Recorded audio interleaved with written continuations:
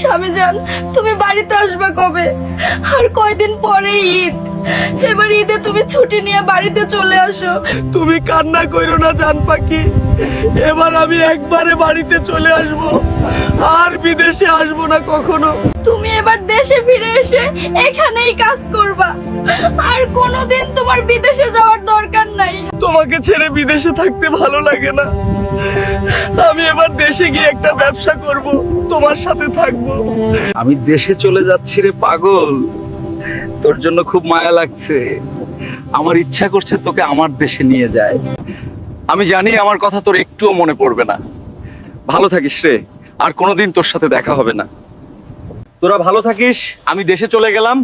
আমাকে আবার ভুলে যাস না তোরা, আমাকে ফোন দিস মাঝে মাঝে। আমি চলে গেলাম রে, নিজের খেয়াল রাখিস। তুই বেশি দুষ্টুমি করবি না, সময় মতো খাওয়া দাওয়া করবি।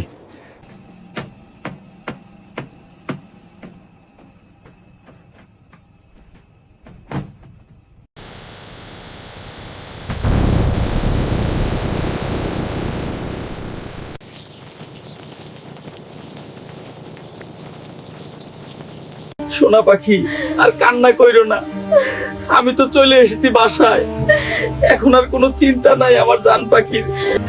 তুমি যদি আর কোনোদিন বিদেশে যাও, তাহলে তোমার সাথে কথা বলবো না আমি।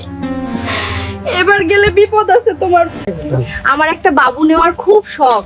একটা ছেলে বাবু লাগবে, বুঝলে স্বামীজান? বাড়িটা একদম ফাঁকা ফাঁকা লাগে।